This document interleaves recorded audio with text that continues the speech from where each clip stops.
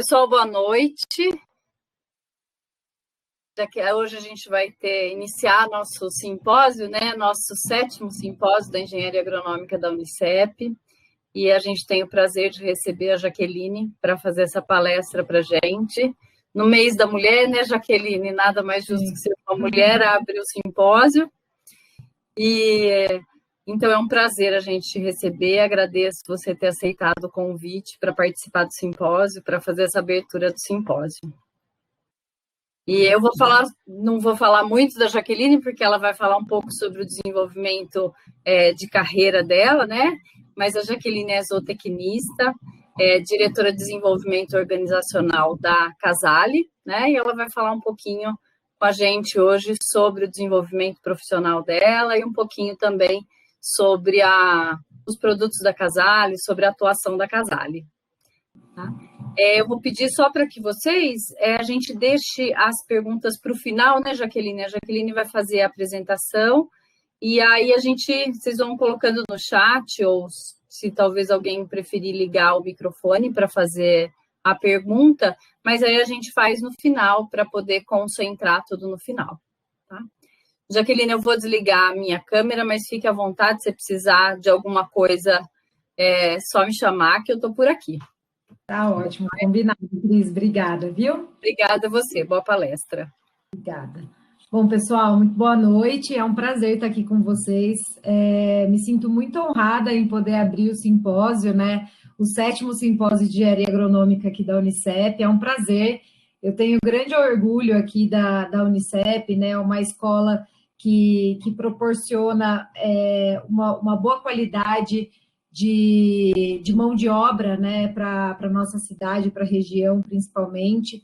Nós da Casale, a gente tem muitos colaboradores que estudaram ou estudam na Unicep, então para a gente é um privilégio ter uma universidade como essa aqui na cidade, um centro universitário, e fico muito feliz, né, de ser uma história mais recente, né, mas ter também disciplinas agronômicas, de agronomia, das agrárias, né, zootecnia, veterinária. Isso para mim traz muita alegria, porque eu tenho muita afinidade com o assunto desde pequena, né? Me formei na área, como a Cris já mencionou, e também trabalho diretamente com o produtor rural. Então, para a gente, com muita satisfação que a gente acolhe aqui na nossa cidade esses cursos tão relevantes para a nossa sociedade aqui oferecidos pela Unicep. Então, agradeço a oportunidade de estar aqui, espero muito colaborar para a carreira de todo mundo, pelo menos um pouquinho, né? Alguma coisa, se vocês aprenderem hoje, eu vou ficar muito feliz e espero contribuir. Então, eu vou passar aqui a minha apresentação. O que a gente vai ver hoje, né? Eu dividi mais ou menos em 2 blocos, né? A professora Juliana, que entrou em contato comigo inicialmente, fazendo o convite para estar aqui hoje, e a gente foi construindo juntas, e a ideia é falar um pouco sobre, então, a minha trajetória, o que eu fiz, né, durante o meu percurso para chegar aqui, e eu vou passar um pouco de valores também, que eu acredito que eu persisti nesses valores para obter o sucesso ou para chegar, né, até o meu objetivo. E também depois, no segundo bloco, eu vou falar mais sobre a Casale, sobre os nossos produtos, sobre a nossa empresa, e para quem não conhece, ter aí a oportunidade de conhecer um pouco mais. Tá ótimo? Então, quem sou eu, né? Bom, meu nome é Jaqueline Casale Pisolato, eu sou zootecnista, tenho 33 anos, eu sou casada com o Azael, ele é engenheiro agrônomo e ele é produtor também, ele produz cana, soja e milho, então aqui na nossa região. Eu amo animais, especialmente cavalos e cachorros, sou apaixonada por cavalos e cachorros. Não tenho filhos ainda, mas sou mãe da Borella, da Lola, do Napoleão, do Calvi, que são todos cachorros, e também da Pérola Delta. A Pérola Delta é uma égua, da qual eu tive uma oportunidade enorme de ter uma trajetória no hipismo, no esporte que eu tanto amo, e a gente vai falar um pouco sobre isso. Eu amo esporte, sou apaixonada por esporte, amo minha família e meus amigos. Para mim, esses são coisas fundamentais para eu ter sucesso em qualquer coisa da minha vida. Eu acredito muito nos meus valores pessoais, para poder alcançar qualquer outro sucesso ou atingir qualquer coisa que eu espero da minha vida, eu trago os meus valores comigo, e eu gosto muito de transmitir isso. Já peço desculpas, qualquer coisa vocês vão ouvir um barulho estranho, é a Borella que está aqui do meu lado. Ela não para com o ossinho, às vezes ela vai latir porque ela está querendo ir passear. Já peço desculpas, viu, gente? Trabalho em casa é assim. Mas vamos lá. Eu dividi a minha trajetória em 2 fases para explicar melhor o que foi cada uma delas. A minha primeira fase, ela consiste em até o momento em que eu me formo.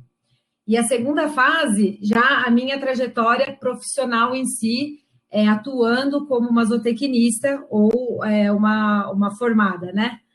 Melhor dizendo. Então, a minha trajetória, eu nasci em agosto de 87, aqui em São Carlos. Na verdade, eu nasci em Araraquara, mas eu sempre morei aqui, só o médico da minha mãe era de Araraquara, então eu me considero são carlense.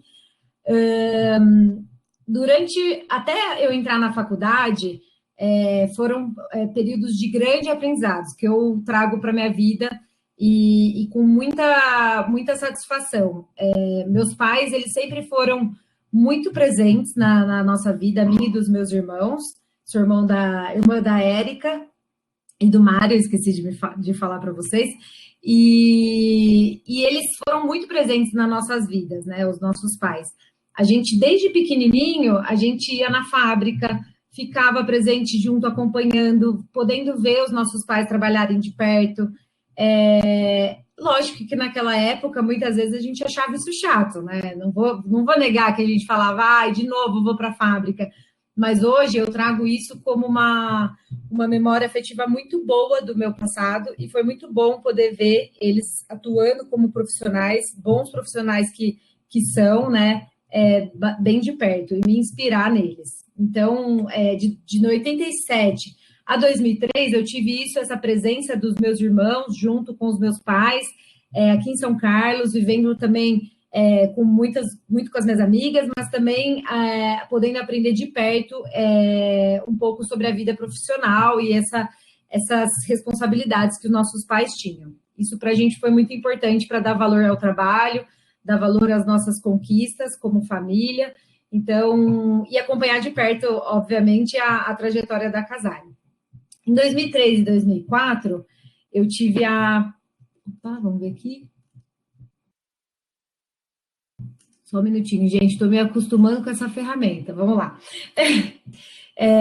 Falando, antes de 2003 e 2004, falar um pouco do esporte, né? O esporte, ele sempre foi presente na minha vida, desde pequenininha. Então, como muitas meninas aí, eu também comecei no balé, sapateado, fiz ginástica olímpica, futebol, tênis, vôlei, eu fiz um pouco de tudo. Mas depois, quando eu fui ficar grande, que minha mãe falou assim, nossa, eu achava que você nunca ia parar em lugar nenhum, porque eu sempre queria fazer tudo, eu queria conhecer de tudo.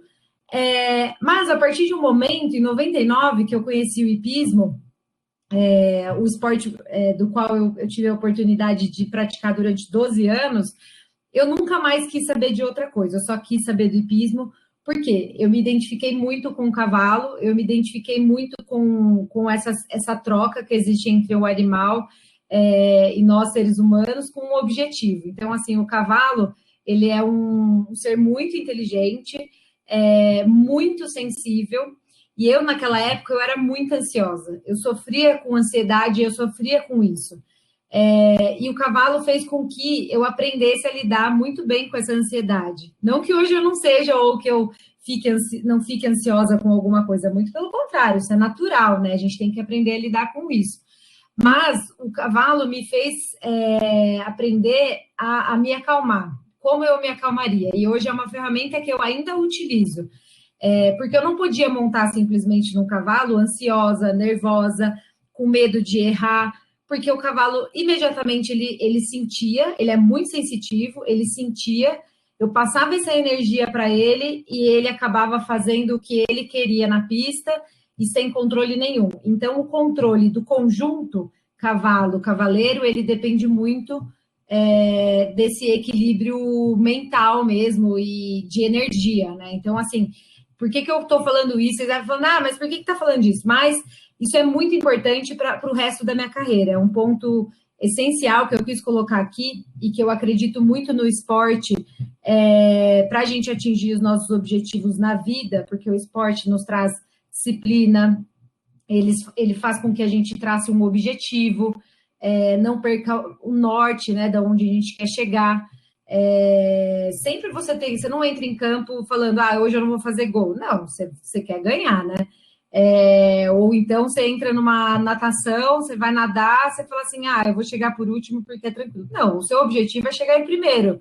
Pode ter obstáculos no caminho, mas isso faz com que você desenvolva sua persistência, perseverança ao longo do caminho. Então, tudo isso é conquista para a nossa vida. Eu acho que tanto para a vida pessoal quanto para a vida profissional, né? Por isso que eu trago o esporte aqui como esse ponto muito importante da minha carreira.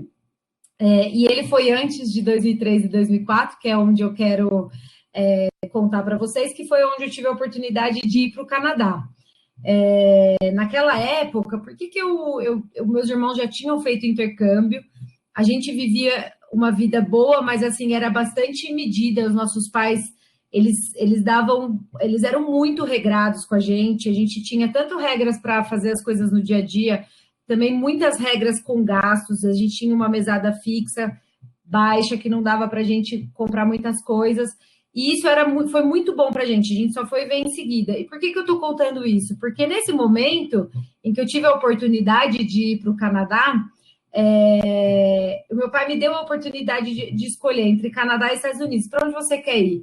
E eu tinha um objetivo naquele momento. Eu gostaria de me manter estável psicologicamente. O hipismo me ajudava muito, porque eu sabia que iria ser difícil para mim estar morando num país fora, sem a minha família, que eu era muito apegada, sem as minhas amigas.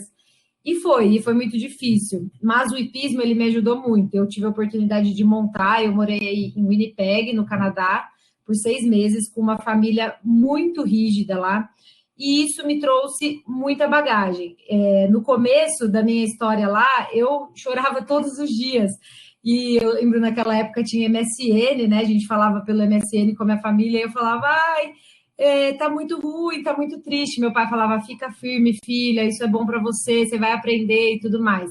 E assim eu fiquei. O hipismo me ajudou muito, mas eu aprendi muito com os meus pais de lá. Eles foram muito rígidos, mas foram muito bons e muito importantes para a minha trajetória. E esse foi um marco muito importante. Aqui eu vou colocar todos os marcos, tá? E foi um marco muito importante porque lá eu aprendi a ter flexibilidade, a lidar com pessoas com estilo diferente, porque eles eram muito diferentes da minha família, né? A cultura foi muito diferente lidar com canadenses, eles eram bastante diferentes dos brasileiros, muito mais rígidos, muito mais sérios. Então, tudo isso foi uma forma de eu aprender a sobreviver, na verdade, porque eu estava num ambiente totalmente novo, num ambiente, naquele momento, muito desafiador para mim, mas meus pais se manteram muito firmes. Não, você vai conseguir, você vai chegar no final. E aí, depois dos 6 meses, no começo eu queria desistir, eles falaram, não, você precisa, você consegue. Depois dos 6 meses, eu acho que é assim com todo mundo que passa por um desafio e consegue superar, eu queria ficar lá, eu não queria mais vir embora. Mas aí chegou o fim, é lógico, eu tive que vir embora e estudar para a faculdade. E meus pais sempre falaram, vocês vão estudar em escola pública, e assim eu coloquei esse objetivo. E aí, gente, eu quero começar a falar sobre foco, porque nada adianta se a gente não tiver foco na nossa vida. Eu tinha o foco de passar numa universidade pública, dentro das quais eu prestei, eu estava estudando para isso, e eu quis isso. Então, eu comecei a praticar o foco na minha vida desde pequena com o esporte, principalmente com o hipismo, que foi um esporte que eu competia todos os finais de semana, então eu praticava muito isso, mas eu falo que o início da carreira aí, é quando você decide o que você quer ser. Então, eu estava muito em dúvida entre engenharia agronômica e isotecnia, prestei os 2 cursos, prestei somente Exalc e Unesp, e optei pela zootecnia na Unesp, não passei na Exalc, mas eu optei pela zootecnia, eu não queria fazer mais um ano de cursinho, ou na verdade 1 ano de cursinho, prestar uma outra faculdade, porque eu já estava certo que aquilo seria o meu caminho. E fiquei muito feliz com isso, e aí eu ingressei na Unesp, e fiquei muito grata por isso, foi em Botucatu, né? E o que aconteceu durante esses anos, né? Desde o primeiro ano, eu me apresentaram à empresa júnior, que é a Conapec, não sei se alguém já ouviu falar, ela é bastante atuante no mercado, Conapec Júnior, quem quiser pode dar um Google aí para conhecer um pouco melhor sobre a consultoria júnior. Me apresentaram a consultoria júnior desde o primeiro ano. Eu já tinha um objetivo, eu sabia que eu queria trabalhar com boi. Isso já é meio caminho andado, né? Porque muitas vezes é normal, a gente entra na faculdade sem saber o que a gente vai trabalhar. Mas eu já estava com meio caminho andado, eu queria trabalhar com boi, eu tinha uma referência na minha vida. O meu avô, no passado, havia sido produtor rural, trabalhava com vaca leiteira. Não era mais, né, nesse momento, mas tinha sido, então eu tinha uma afinidade grande com isso. O meu pai, obviamente, tinha uma empresa que trabalhava com produtos para abastecer o mercado de pecuária. E eu já tinha ido em muitos clientes junto com ele. Então, eu tinha uma tendência. E aí, nesse momento, me apresentaram a empresa Júnior, que é uma empresa Júnior focada em bovinocultura de corte e leite. E desde, gente, do começo da faculdade, eu comecei a participar da empresa Júnior. E por que eu estou trazendo esse assunto aqui? Porque ela foi essencial para o desenvolvimento da minha carreira. Então, vocês que estão na faculdade, têm uma oportunidade ímpar na mão, que é se desenvolver com os seus colegas e junto com os professores. Daí vocês vão falar assim, mas aqui não tem empresa júnior, eu não sei, tá? Mas vamos supor que esse seja o caso. Ou que não tem um grupo de estudo, porque se não tem empresa júnior, pode ter um grupo de estudo em que vocês possam ter afinidade, ou às vezes nem saibam que tem uma afinidade, mas ir lá para tentar conhecer e ver se você tem afinidade ou não, porque muitas vezes a gente não sabe, né? E então, assim, mas aqui não tem empresa júnior nem grupo de estudo. Vocês podem criar, né? Se unir, pessoas com a mesma afinidade e começar a desenvolver um trabalho. Isso também é um desenvolvimento muito, muito importante para a carreira de vocês. E é já uma conquista muito grande, já é um legado, né, para a própria faculdade, a construção de um grupo ou de uma empresa júnior fazer parte do trabalho, né? Então, em 2005 eu ingressei, eu logo comecei a participar da empresa júnior. Em 2006 e 2007 eu fui diretora da empresa júnior, fui convidada para ser diretora e foram anos muito bons, em que a gente desenvolvia muita coisa juntos, atendia muitos clientes. Essa é uma foto da época em que eu fui diretora. Eu estou aqui, se vocês não estiverem me achando. E foi uma fase muito importante da minha vida e da minha carreira. Com esse time aqui, nesse ano em que está essa foto, a gente organizou o principal congresso, né, de bovinocultura de leite e corte da América do Sul, tá? É o Novos Enfoques, que é realizado anualmente em Uberlândia. E essa foto foi lá em Uberlândia, no Novos Enfoques, e que é um mega congresso com palestrantes internacionais e que foi muito importante também para a minha carreira. Por que eu estou contando essa história para vocês? Nesse congresso aqui, eu conheci esse professor que está do meu lado aqui. Esse professor é americano. Guarda essa história que mais para frente eu vou contar uma outra história para vocês. Porque tudo na vida é relacionamento. Então, todo mundo que vocês conhecerem, todo mundo que vocês tiverem a oportunidade de conhecer, tenho certeza que vocês vão aprender algo. E pode ser que essa pessoa no futuro, ela seja um braço direito para você, ou uma referência para você, ou o que quer que seja. Os caminhos, eles se cruzam, né? E não foi diferente comigo. Eu vou contar um pouco mais para frente o que esse cara aí aprontou comigo.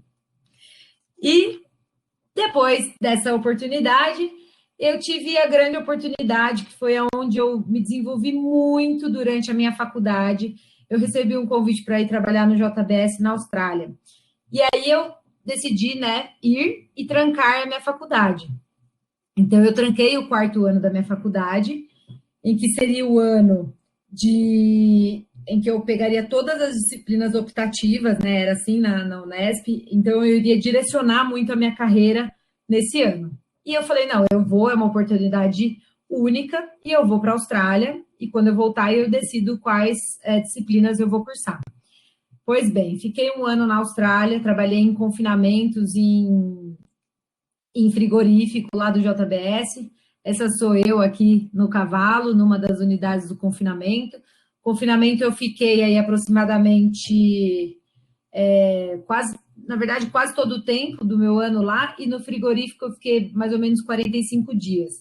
E lá eu tinha tarefas de todos os tipos, então eu era um membro do time operacional e eu fazia vacinação de gado, muita vacinação, dirigia caminhão, distribuía ração no coxo, andava a cavalo para ver se tinha animais doentes nos currais. Eu fazia todo o manejo normal aí de um confinamento, eu fazia parte do time em que fazia isso.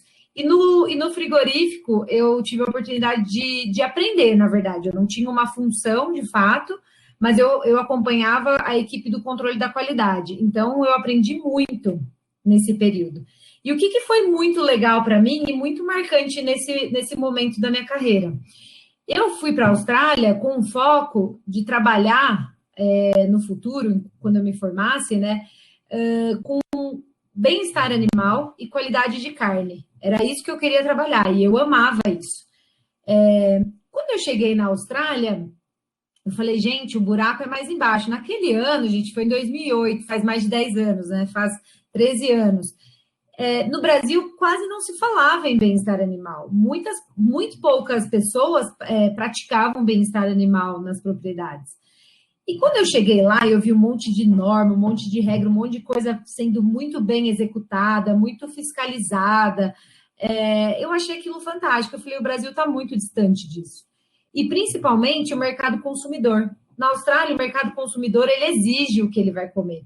Ele fala, eu quero uma carne assim, assim, assado, confinada ou produzida a pasto, se confinada com um grão XYZ, o tipo genético tal do gado. Então, isso existe no cardápio. Eu ia colocar uma foto aqui do cardápio e eu acabei me esquecendo.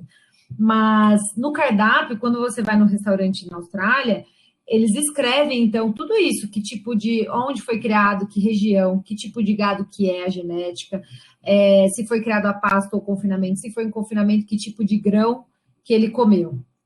Então, tudo isso influencia na qualidade. E aí eu falei, gente, a gente está tão distante de um mercado consumidor tão exigente como esse, não sei como que vai ser eu trabalhando com isso no Brasil. Naquele momento eu achei muito distante, né, essa realidade. E aí que eu comecei a perceber que eu tinha muita afinidade e gostava muito de gestão. Lá eu aprendi muito sobre procedimentos, sobre processos, tive muito acesso a tudo isso, e isso era muito bem implementado nos confinamentos e nos frigoríficos. E eu gostei muito. E aí eu decidi, né, quando eu retornei para o Brasil, eu decidi que eu iria focar os meus estudos em gestão. Então, o meu último ano de faculdade, em que eu tive a oportunidade de escolher as disciplinas optativas, eu não sei como é na Unicep esse dinamismo, mas assim, eu procurei selecionar as disciplinas que eram muito voltadas para esse objetivo meu.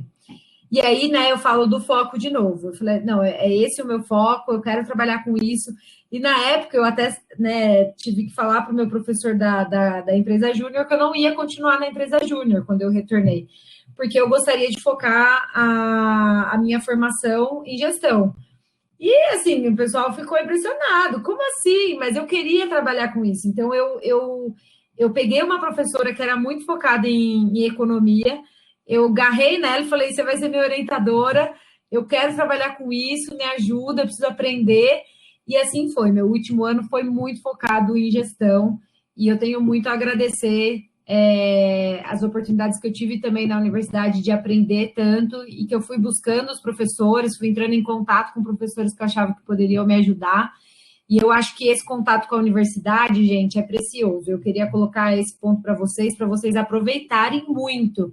E hoje eu tenho muitos contatos dentro da faculdade que eu acho que são bons frutos que eu colhi, o relacionamento que eu tenho. Eu acho que muita gente consegue abrir portas no nosso caminho, então aproveitem, porque não dá para voltar atrás depois. Pois bem, aí chegou em 2010, gente, né? Eu me formei, e aí o que aconteceu? eu me vi finalizando essa minha primeira trajetória como uma formada, né? Eu me via muito igual a essa mulher, falei, e agora? Vou vestir essas roupas de executiva, como que vai ser, né? E eu, durante a minha faculdade, eu ficava pensando muito no estágio extracurricular. De novo, não sei como é na Unicep, mas nós lá tínhamos um estágio de 6 meses, que ficávamos 6 meses no mínimo em uma empresa, em uma fazenda, algum lugar que você fosse selecionada para ficar fazendo o seu estágio profissionalizante. Eu falei que eu formei, mas assim, na verdade, eu comecei essa etapa de escolha antes de me formar, né? Vocês me desculpem essa falha técnica aí na apresentação, mas em 2010, então, eu ingressei na MB Agro.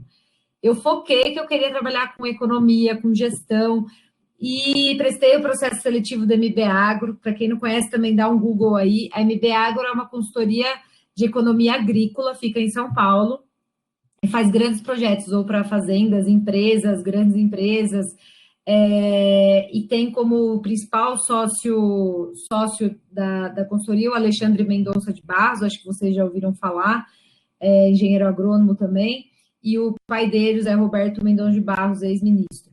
Então, eu tive a grande oportunidade de me relacionar com pessoas que fizeram com que eu mantivesse o foco do meu objetivo profissional e me ajudassem muito nessa fase de crescimento, e, de novo, me ajudando a manter o foco. Por que eu falo isso? Eu tive uma oportunidade nesse momento. Aqui em 2010, durante o meu estágio, eu recebi uma ligação. E lembra aquele cara lá da foto que eu falei para vocês, guardem esse cara vai ser importante. Pois é, era esse professor da Universidade de Wisconsin, nos Estados Unidos, me ligou, conseguiu meu telefone com o meu professor da empresa júnior, e aí, gente, vão criando seus links, né? O bom relacionamento e a trajetória que vocês fazem na faculdade é muito importante para o futuro. Eu acho que pensem muito nisso com carinho e traçam essa trajetória de vocês. E esse professor me ligou e falou, Jaqueline, tem um mestrado aqui que abriu uma vaga e eu pensei muito em você. Eu tinha conversado muito com ele durante o congresso, né? E aí ele falou, eu pensei muito em você, como que você tá? E naquele momento eu balancei muito, eu falei, nossa, talvez eu vá, o que eu faço? E eu fui conversar com o Alexandre, que era o meu orientador da MB Agro, onde eu estava naquele momento, eu estava quase finalizando o estágio, e conversei com o Alexandre, e o Alexandre falou, Jaqueline, eu acho que você tem que ir. Era com gado de corte, o mestrado. Ia ser 2 anos na Universidade de Wisconsin com gado de corte, num frio do caramba. Aí ele falou, eu acho que você deve ir, eu acho que mestrado é uma oportunidade ímpar. E mestrado, gente, nunca esteve nos meus objetivos. E aí eu falei, nossa, mas eu sou tão assim, eu quero ir naquele caminho, eu vou conseguir, eu vou chegar lá. E aí eu falei, nossa, mas será que eu quero fazer um mestrado, ficar 2 anos?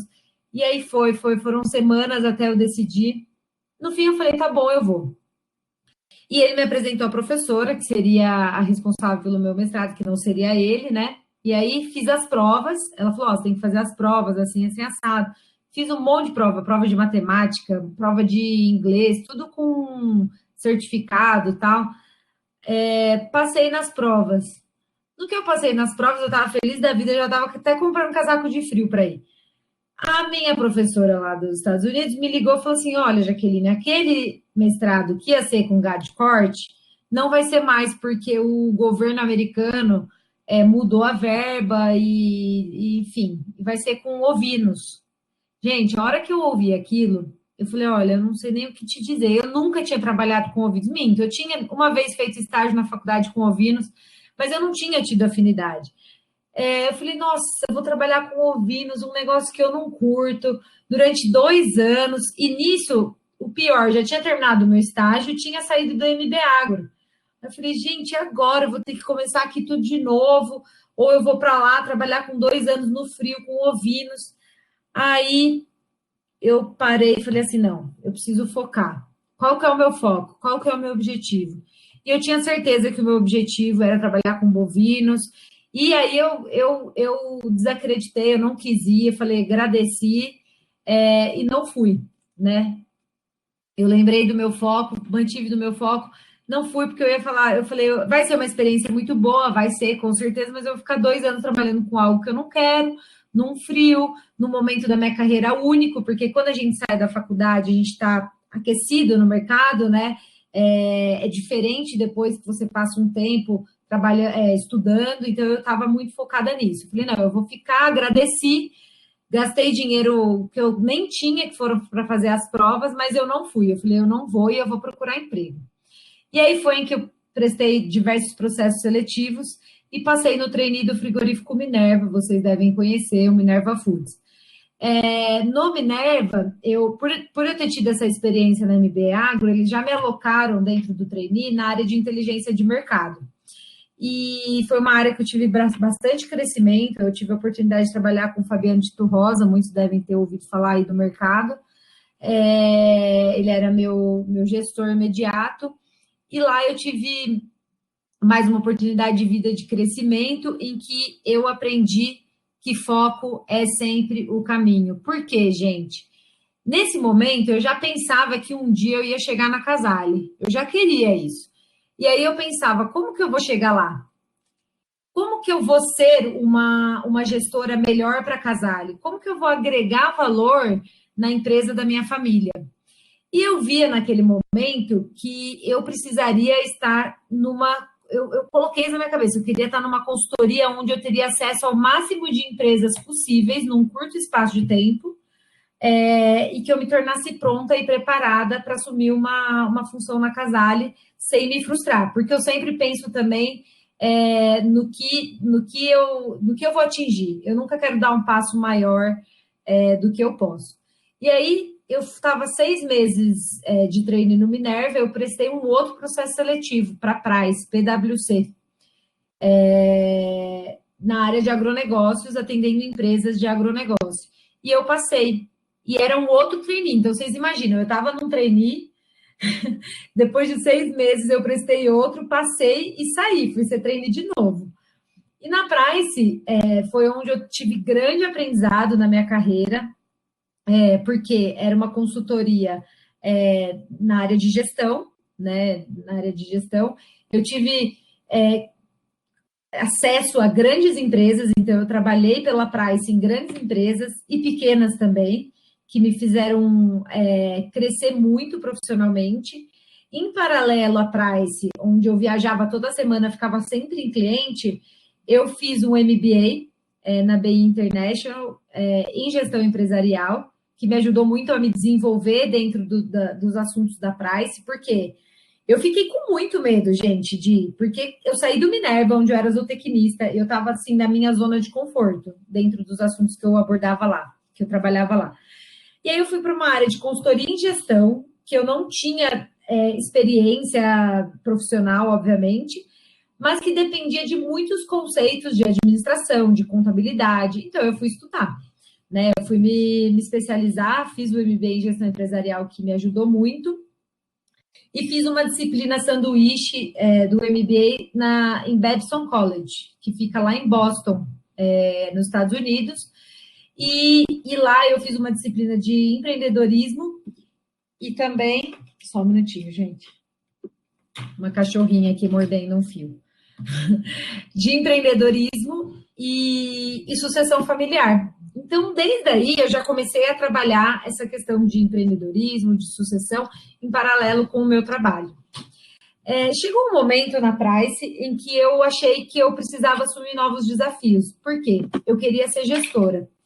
Eu queria aprender a liderar um time para poder assumir as funções aqui dentro da Casale com sucesso. Aí eu recebi um convite, prestei um processo seletivo de uma vaga na BRF. E na BRF, naquele momento, coincidiu com uma transição de gestão da empresa, né? Eu estava na área de originação de bovinos. Em poucos meses que eu estava na área, essa área foi comprada pelo Minerva, a empresa que eu trabalhava antes, e eu me vi na área de lácteos, e me desenvolvendo na área de lácteos, e até aí tudo bem, de repente anunciaram a venda de lácteos. Aí eu falei, meu Deus, eu vou parar em frango. E aí, frango não era nem um pouco o meu objetivo. E aí, naquele momento, eu fiquei apenas 9 meses na BRF. Eu já tinha tido uma experiência de liderança, mesmo sendo analista sênior, né? Eu tinha uma liderança de equipe operacional, que foi muito importante para mim. E aí, o meu pai me fez o convite, né, para participar de um processo seletivo da Casale que estava acontecendo. Eu falei para ele que eu estava insatisfeita, então ele falou: olha, tem um processo seletivo da Casale acontecendo, você não quer participar? E aí, gente, eu prestei o processo seletivo. Eu tenho muito orgulho de falar isso. Eu participei junto com a Red Hunter, fiz várias entrevistas, várias coisas, e eu achei que foi muito correto da parte do meu pai naquele momento, apesar de eu acreditar que ele achava que eu tinha competência técnica e conhecimento para estar ali assumindo essa função. Eu cheguei na Casale e agora eu vou contar um pouquinho mais dessa trajetória que eu estou até hoje aqui, tá? Prometo que agora eu vou mais rápido, gente. Então, a minha trajetória na Casale começou bem cedo, né? Como vocês podem ver aqui, de cropped e saia e barrigão de fora. Eu não sei o ano que essa foto, minha mãe também não sabe ao certo, mas a gente acha que é 89 e 90. Eu estava aqui no chão de produção, sem EPIs, de sandália. Tá vendo aqui, né, que tem um operador mexendo nessa máquina que parece um gafanhoto gigante. A gente não tem essa máquina no nosso portfólio. Mas certamente eu acho que eu me divertia muito e tem muitas fotos como essa. E, gente, durante essa trajetória, né, a minha segunda trajetória que eu falo, que é essa da minha Casale, não poderia ser diferente, porque para a minha vida eles já são meus exemplos, né? Minha mãe, a Alda, e meu pai, o Celso, mas principalmente dentro da empresa, né? Eu acho que eu admiro muito eles, eu admiro muito o que eles construíram juntos aqui dentro, e eu trago isso muito comigo no meu dia a dia. A gente sempre tem coisas para aprimorar, né? Acho que as gerações elas vão aprimorando. Agora, o legado que fica de uma geração para outra geração é ímpar e traz muita história, e para mim isso foi muito importante. Eu passei, tá, gente, no processo seletivo em 2014, dia 1 de abril, dia da mentira. Foi o meu primeiro dia na Casale como coordenadora administrativa comercial. Durante um período de muitas mudanças e necessidade de fazer uma transformação de gestão dentro da empresa, que eu vou falar um pouquinho mais para frente, em julho de 2015 eu assumi essa função de gerente de projetos. Em abril de 2017, eu assumi a diretoria de desenvolvimento organizacional, que é a função que eu estou atual, e desde fevereiro de 2019, eu membro do Conselho de Família e consultivo da Casale. Eu vou falar um pouco mais para frente sobre isso. Bom, aqui então um pouco, né, dessa trajetória minha, né? Aqui eu e o Mário, meu irmão, eu e a Letícia, da área administrativa comercial. A Letícia fez o Unicef também, aqui a gente está no confinamento. E antes de eu falar um pouco sobre a Casale, um pouco todo esse processo, eu queria trazer isso daqui para vocês, que para mim é muito emblemático. Eu tirei essa foto ontem, pensando em colocar aqui na apresentação. Então, essa foto foi dedicada a essa noite. Eu, nessa pandemia, assim como todo mundo, a gente teve desequilíbrio emocional, né? Muita gente teve medo, se sentiu ansiosa, com bastante aflição, medo do que tinha por vir, ansiedade de acabar tudo isso, né? E eu não fui diferente. Mas o esporte, ele acompanhou essa minha trajetória no último ano. Foi uma trajetória. A gente teve que ter muita resiliência, teve que ter muita flexibilidade. Na empresa, a gente teve que tomar decisões difíceis todos os dias, durante os dias do ano. Cada dia é uma surpresa. Então, assim, se para a vida pessoal a gente sente esse desafio, para a vida empresarial, quando tantas famílias, na responsabilidade, ela se torna ainda maior. Para mim, eu tenho esse sentimento de responsabilidade. Então, eu coloquei isso daqui porque o esporte, ele me ajudou muito na disciplina durante a pandemia. Eu mantenho foco no meu dia a dia, no meu trabalho, nos meus objetivos. e eu ter principalmente equilíbrio entre mente e corpo, tá? Para mim foi fundamental. E por que eu coloquei essas duas telas aqui? Porque eu coloquei apenas um objetivo para mim durante a pandemia. Eu queria continuar fazendo atividade física pelo menos 4 ou 5 vezes por semana, porque naquela época eu fazia quase todos os dias, se não todos os dias. Então, eu tinha esse objetivo. Eu não sabia o quanto eu iria desempenhar. Eu sabia que eu poderia diminuir meu desempenho, mas eu queria ter esse foco. E, gente, eu tenho muita felicidade, ontem eu me dei conta disso, em que eu consegui manter esse objetivo. Eu tenho atividade física e tem me ajudado muito nisso. Então, assim, quem ainda não faz ou pode tentar, façam isso, porque é uma coisa muito importante para ajudar nosso espírito, nossa alma. Então, eu coloquei aqui, né? Eu me que ontem eu corri 6 quilômetros na esteira, 35 minutos e meio, muito cansada. E aí eu fui ver o que eu tinha feito há um ano atrás. E eu tinha corrido 10 quilômetros em 1h03. Ou seja, meu desempenho e tá tudo certo. Eu me senti satisfeita porque eu consegui ter essa cadência, eu consegui ter tranquilidade, eu consegui administrar as aflições, né, do dia a dia. E não foi só isso que me ajudou, tá? Eu coloquei aqui, minha psicóloga vai me matar, eu coloquei ela numa nossas sessões online, eu não deixei de fazer minha terapia. Isso é um ponto muito importante para nós aqui na empresa, e nos ajuda muito a lidar também com os desafios de trabalhar em família, né? E também a meditação. Pratiquei muita meditação e eu não coloquei aqui muitos vídeos espirituais, coisas que me voltassem para o equilíbrio, me ajudassem a ter esse equilíbrio mente e espírito. Então, eu gostaria também de deixar essa mensagem, que eu acho que isso é muito importante para que a gente consiga aí viver esses tempos de desafio, e falta mais um pouco para a gente passar essa barreira. Então, gente, fechando o assunto Jaqueline, eu quero entrar em Casale, porque a gente agora, há 7 anos que eu estou aqui dentro, é uma história que ela acaba se fundindo, e naturalmente, né, porque é uma entrega muito grande que eu tenho com a empresa. E vamos lá, falando de ideologia, que para a gente é muito importante e faz com que a gente também mantenha o foco.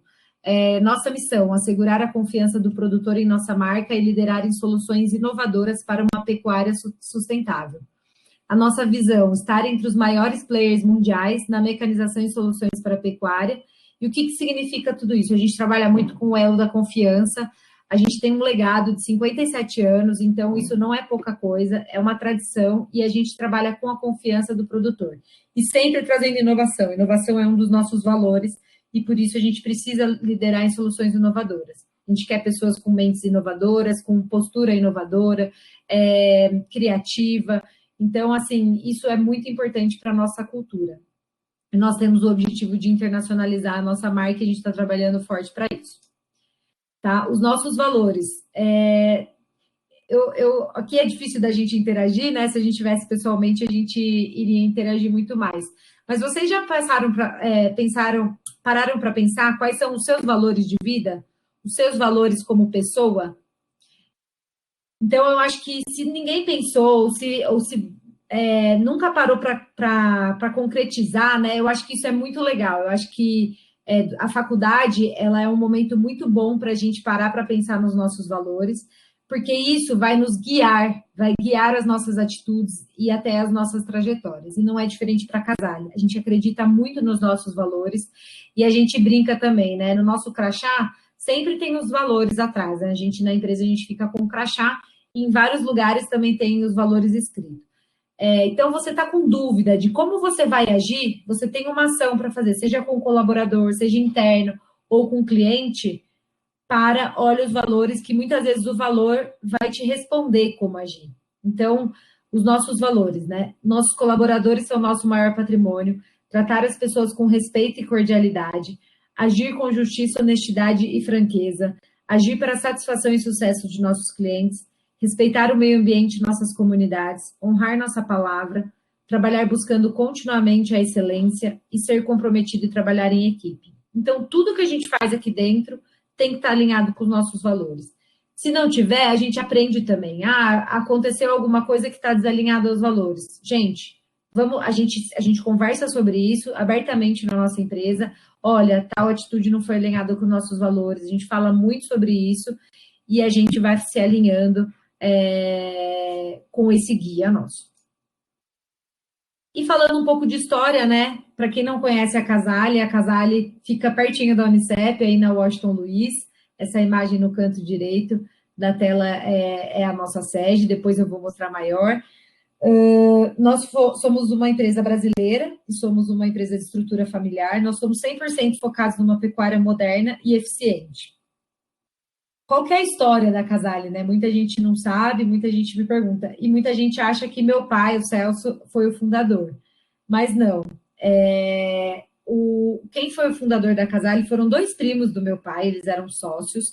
E quando meu pai foi para a faculdade, a Casale já existia, e meu pai se formou em engenharia mecânica na UFO, lá em Uberlândia.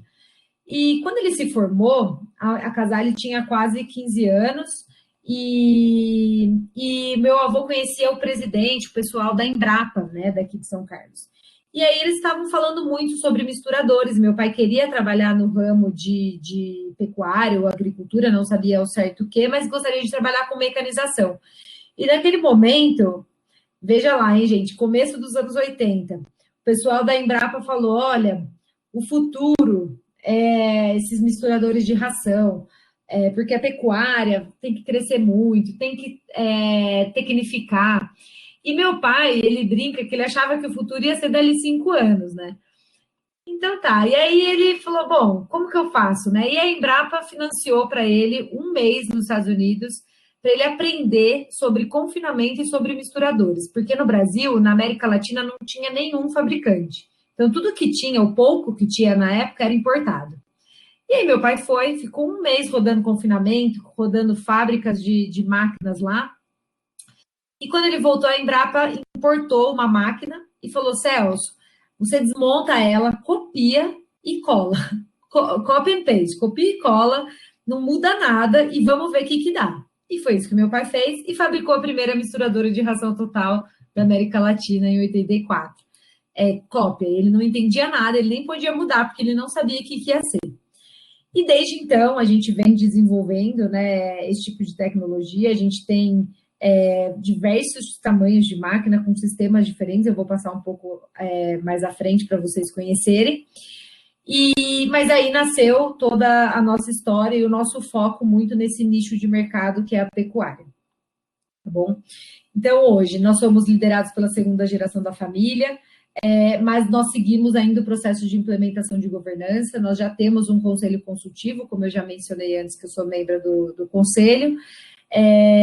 Nós temos 208 colaboradores diretos, aqui não entra limpeza, segurança, restaurante, tudo isso é terceirizado. Nós fazemos desde a parte de desenvolvimento, então tem toda uma equipe de pesquisa e desenvolvimento, engenharia de produto, que desenvolve isso dentro da nossa empresa.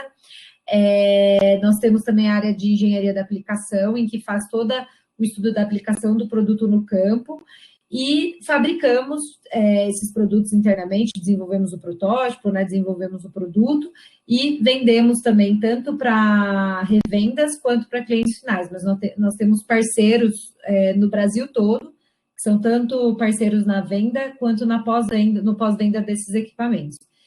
E além do Brasil, a gente atua também na América Latina, né, nos outros países, exportamos para os países da América Latina e também para a África, tá? Então, a gente já exporta há muitos anos mesmo, mas nós temos o objetivo de expandir ainda mais esse mercado internacional. Só um pouco de história de produto, né? Nosso primeiro produto da pecuária foi a roçadeira. Ainda existem fabricantes desse tipo de roçadeira, como a Enroda, a Casale não fabrica mais. Essa foi a primeira misturadora de ração, né, da América Latina em 84, a gente tinha uma cor diferente, era amarela e vermelha. Depois, já aqui na nova identidade visual, né, verde e branca, um pouco mais próximo do que a gente tem hoje, uma Total Mix, essas fotos são bem antigas. Colhedora de forragem também. Aqui uma Vertimix, que é outro modelo, se vocês conseguirem observar, né, o formato bem diferente das máquinas, porque são sistemas de mistura diferentes.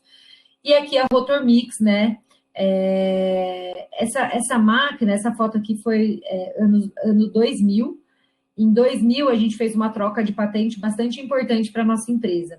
A gente fez uma troca de patente com a empresa Rotomix, que é uma empresa americana. Eles adquiriram a patente dessa máquina aqui, perdão, da Total Mix, e a gente adquiriu a patente da Rotor Mix deles. É uma máquina de rotor que tem um sistema de mistura diferente, eu vou mostrar um pouco para frente, tá, gente? Mas desde então a gente vem evoluindo, né, esse sistema, adaptando aí as nossas condições e diferentes subprodutos que tem na dieta da pecuária e tornando o produto muito mais adaptado ao nosso cenário atual do mercado brasileiro. Bom, mas afinal, o que fazemos, né? Porque para a gente é muito tranquilo ver tudo isso, porque a gente já está muito habituado, né? Então, muita gente fala, tá, mas o que faz esses caminhões? O que faz essa máquina? Principalmente o pessoal do primeiro ano, né? Às vezes nunca teve acesso a isso, né? Bom, o nosso objetivo é garantir a curacidade da dieta e a qualidade da mistura. O que significa isso? Com uma qualidade de dieta correta, com os ingredientes que foram programados para estarem naquela dieta, na quantidade correta, porque essas máquinas pesam, dosam, e misturada de forma correta, eu consigo entregar mais leite, mais carne e mais qualidade para o produtor e para a mesa do consumidor. Como que faz isso? Porque quando você tem uma dieta formulada, você não pensa que o animal vai selecionar os ingredientes, você pensa que ele vai comer como um todo, né? É igual o nutricionista quando faz a nossa dieta lá, ó, aqui você vai comer um pouco de feijão, tantas gramas de arroz, esse dia você não pode comer carne de frango, enfim, esse dia você tem que comer proteína vermelha, e aí faz a dieta. E para a vaca é assim. Só que um pouco mais diferente, a vaca tem que comer todo dia a mesma dieta, a mesma quantidade, porque ela começa a selecionar. Ela vai selecionar o que é mais palatável para ela, né? É igual uma criança. Se você colocar no prato de uma criança brócolis e macarrão separado, a criança naturalmente ela vai pegar o macarrão, que é muito mais gostoso, né? Agora, se você misturar, picar o brócolis pequenininho, misturar no macarrão, ela nem vai ver o brócolis. E aí ela vai comer tudo e ela não vai conseguir separar, tá bom? Então, da mesma forma, com o gado, e o objetivo é sempre produzir o máximo, atingir o potencial genético máximo desses animais. Então, eles têm um potencial genético em produção de carne ou leite. E se eu não der alimentação adequada, eu não consigo atingir esse potencial máximo.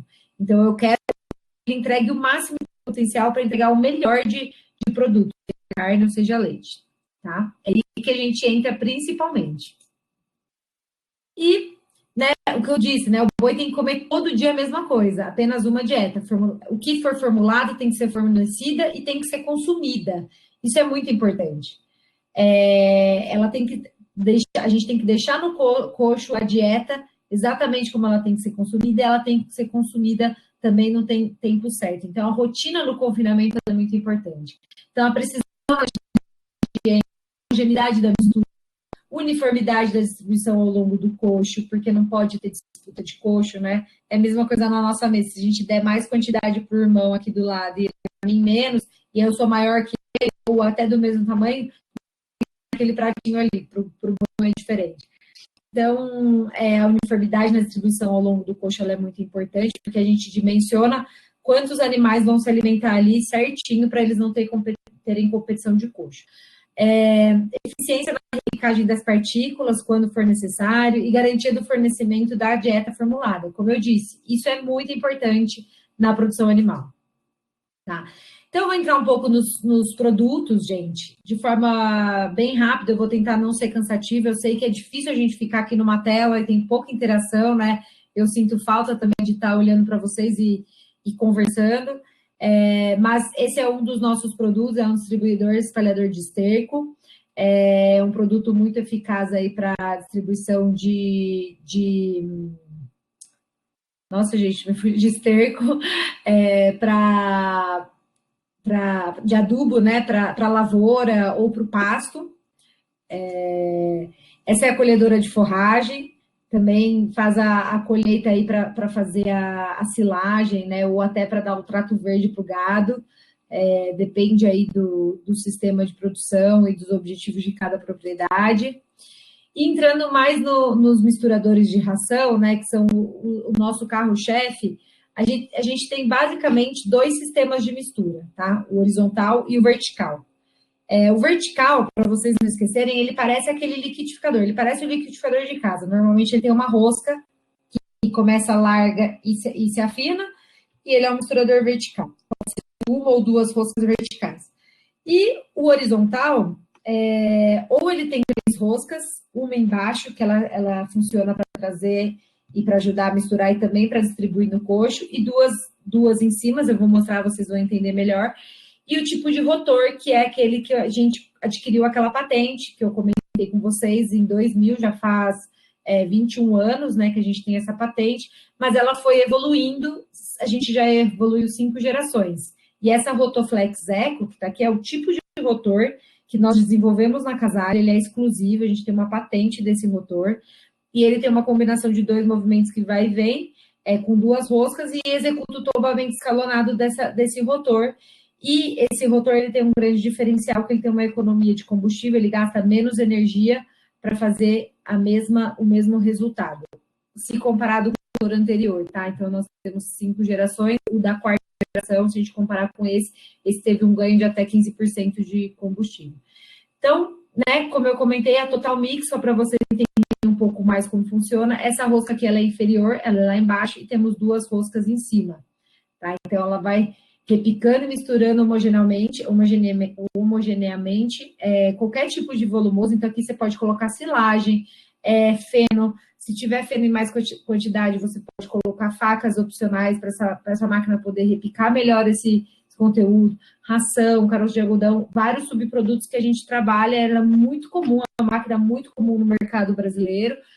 E tem bastante esse modelo, inclusive, de outros fabricantes, tá? Hoje em dia, a gente tem uma gama grande aí de fornecedores no mercado. Ela tem uma mistura de média compressão e o tempo de mistura é médio. Se a gente for comparar entre os 3 sistemas existentes, essa é a que tem um tempo médio de mistura de 3 a 6 minutos. Até um pouco mais se você colocar um pouco mais de feno. E ela tem um consumo de potência médio também. Então, é uma máquina que a gente fala que ela é mais flexível, depende muito. A gente escolhe a máquina sempre pensando no tipo de alimento que a gente vai trabalhar com o gado, né? É o tipo de material que a gente vai colocar aqui, que a gente pensa em qual sistema a gente vai escolher. E aí a gente olha para ela e fala assim: bom, ela é uma máquina mais flexível, ela pode trabalhar um pouco menos de volumoso e um pouco mais de volumoso. Bem grosseiramente, tá, gente? Porque tem bastante conteúdo em cima disso que a gente pode explorar mais uma outra oportunidade.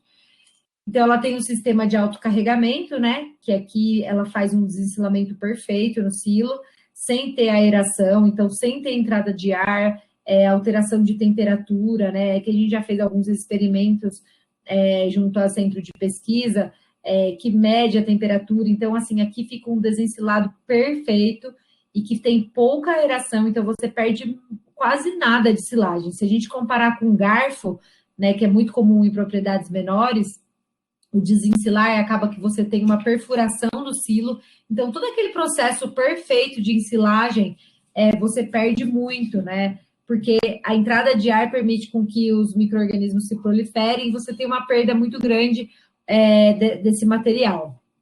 Muitos de vocês sabem melhor que eu sobre isso. Bom, a Vertimix, lembra que eu falei do liquidificador? Então, é uma roscona grande embaixo, ela joga a mistura para cima e para baixo, de cima e para baixo, e assim ela vai misturando. Ela é mais utilizada para grandes volumosos, então, nesse tipo de máquina, você pode jogar aquele fardão de feno, aquela bola de feno. É muito utilizada no Rio Grande do Sul, esse tipo de equipamento lá, eles utilizam muito para secado. Então, é uma máquina bastante presente no Sul, e gado leiteiro.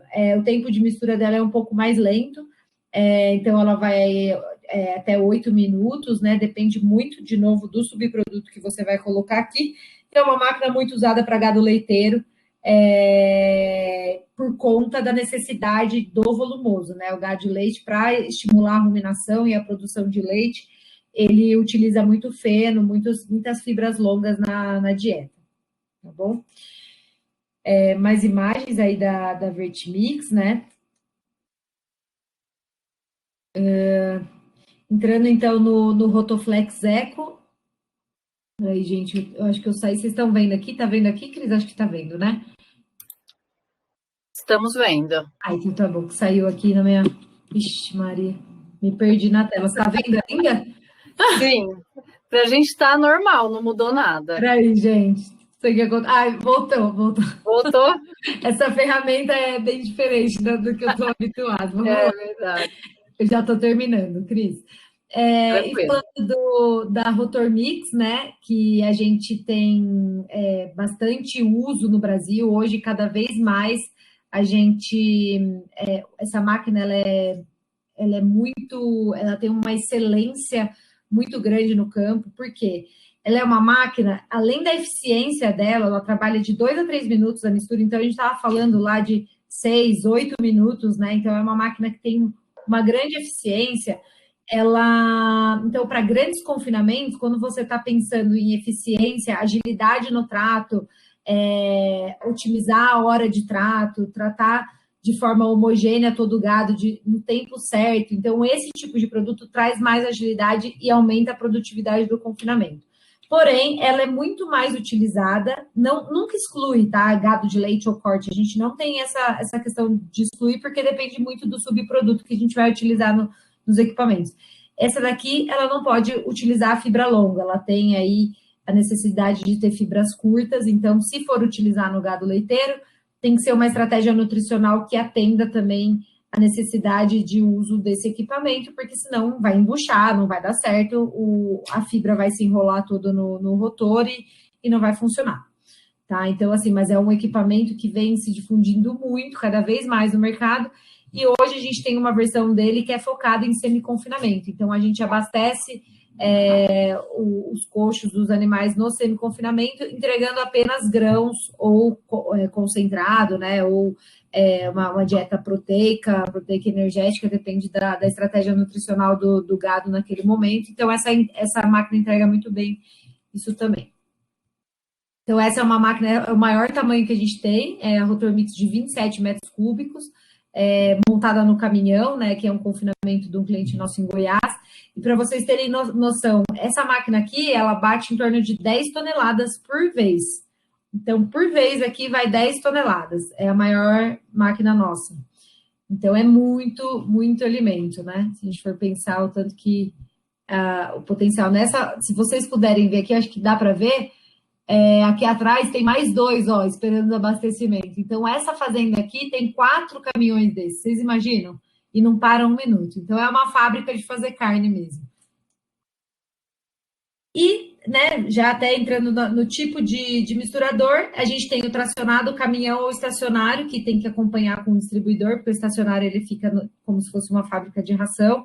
E aí, obviamente, quando a gente faz essa análise, a gente senta para ver a melhor logística junto com o cliente, entender o que traz mais eficiência para o trato, tá? Então, aí, só para ilustrar, né, o que seria a máquina tracionada no trator, a montada em caminhão, a estacionária.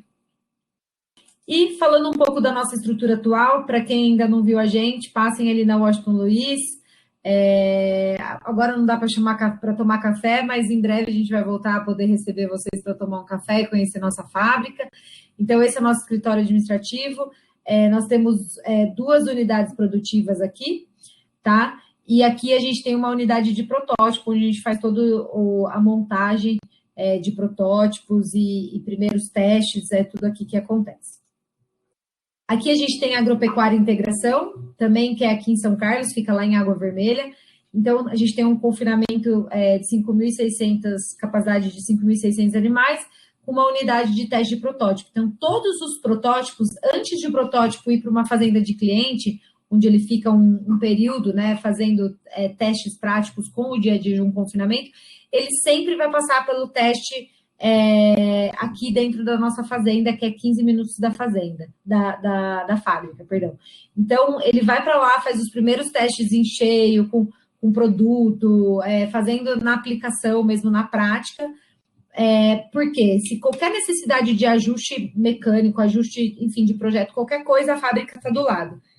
Então, a gente sempre faz esse ajuste aqui antes de ir para qualquer fazenda ou parceiro nosso que vai ajudar a gente a fazer os testes na prática aí dos produtos a serem lançados. Falando de pessoas, gestão e cultura, gente, vou tentar ser super breve aqui, mas em 2015 a gente começou um processo de desenvolvimento, profissionalização da gestão, sucessão, gestão, estruturação da governança, que a gente contou com a Fundação Dom Cabral, que é grande parceiro nosso, a gente está até hoje com a Fundação, dentro desse programa Parceiros para Excelência, que é de pequenas e médias empresas familiares que têm o objetivo de se profissionalizar. Para quem não conhece a Fundação Dom Cabral, também vale dar um Google aí. É uma escola que fica ali na região de BH, Nova Lima, Minas Gerais, e eles são a principal instituição de negócios da América Latina. Então, eles estão em primeiro do ranking já há muitos anos, esse ranking sai anualmente, e eles são quinto do mundo. Então, assim, é uma empresa muito importante, muito relevante para desenvolver empresas e pessoas, tá? E desde que a gente está com eles, eu venho fazendo cursos e me profissionalizando também junto com a Fundação Cabral. Eu estou me ouvindo agora. Tem que abrir o som. 15, a gente implementou o SAP, né? O SAP, como nosso sistema de gestão. Antes nós tínhamos a Liga da TOTUS, né? E agora a gente está com o SAP e mudou muito também os nossos processos, a gente teve que se profissionalizar muito, foi muito importante. Nós estamos passando pelo terceiro ano de auditoria da KPMG e nós temos investimentos direto do BNDES, que é um grande parceiro nosso de desenvolvimento. Essa é a nossa estrutura atual, gente, eu não vou passar todo mundo aqui, mas esse time é a linha de frente que faz as coisas acontecer, junto com todos os demais do time, não vai caber todo mundo na tela aqui, mas essa é a linha de frente que ajuda muito com que o planejamento estratégico seja executado e impulsione todo o time de baixo para que a gente consiga atingir os nossos objetivos juntos. Tá? Então, esse é todo o time, essa foto um pouco antes da pandemia, tivemos o privilégio aí de estar mais juntinhos, hoje a gente não consegue atualizar essa foto, então ela é do fim de 2019, né? Estava todo o nosso time nessa foto. Passando um pouco, né? A gente acredita que nunca a gente consegue saber se a gente não medir no campo. Então, a gente tem esses troféus que a gente é vencedor como fala, consecutivos, né? Então, para a gente tem muito orgulho esse troféu, ambos têm bastante relevância no nosso segmento.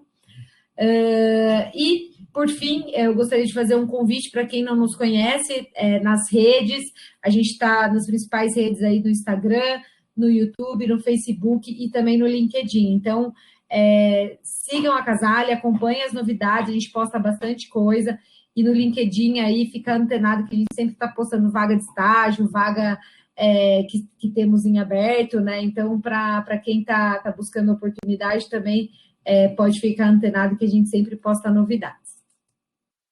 E é isso, queria agradecer muito essa oportunidade, espero ter contribuído, né? E vamos para o bate-papo, né, Cris? Acho que eu tiro a apresentação aqui.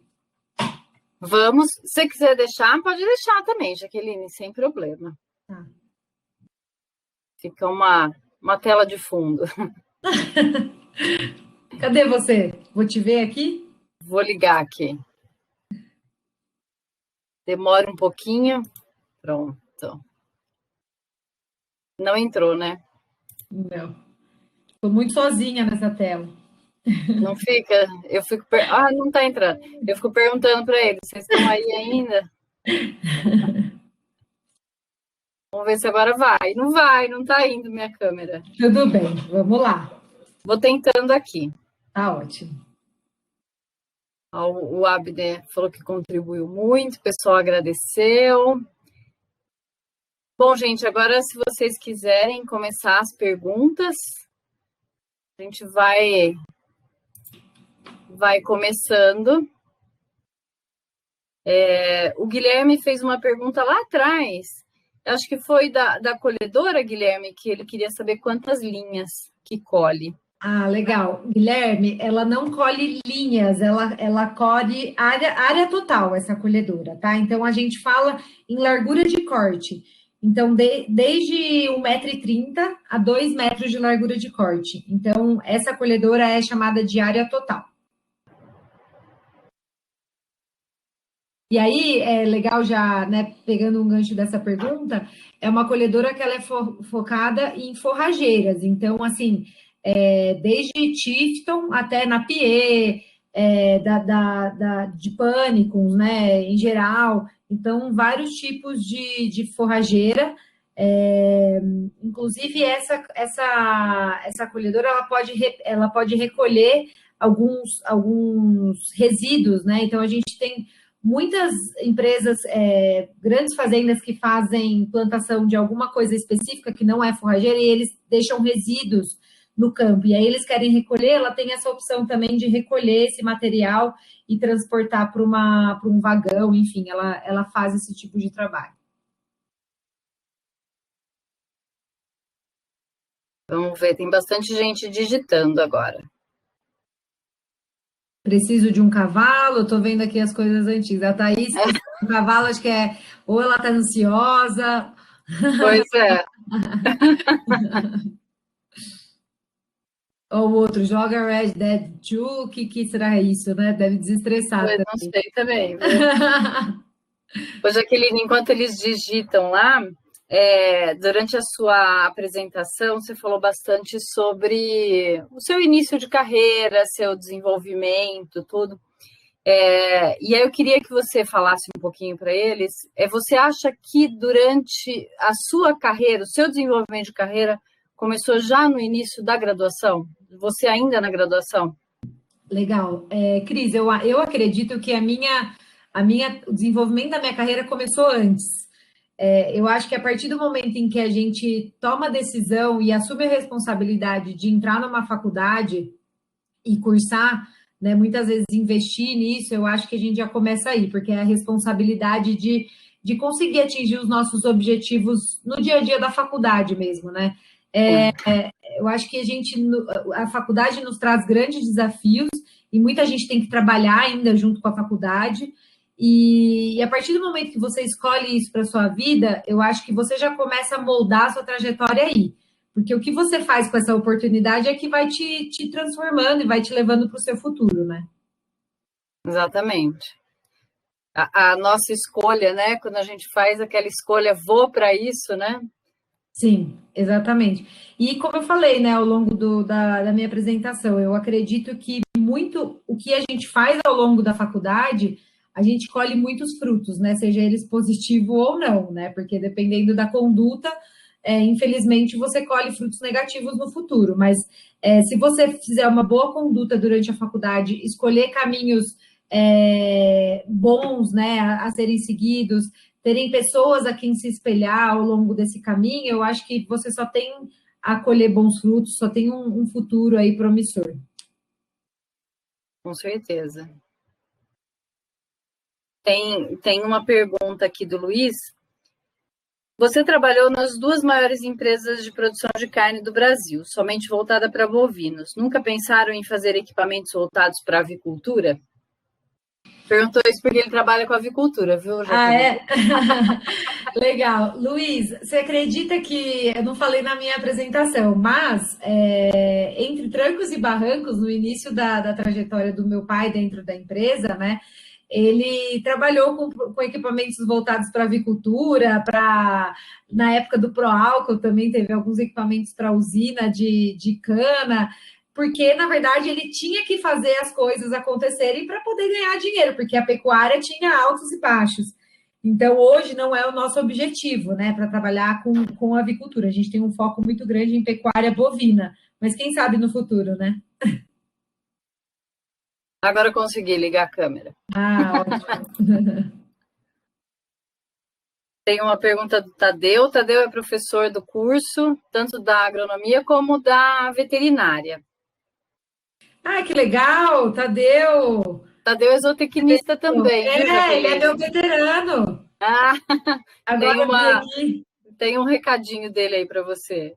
Legal. Que bom que você está aqui, Tadeu. Que nostalgia, né, Tadeu?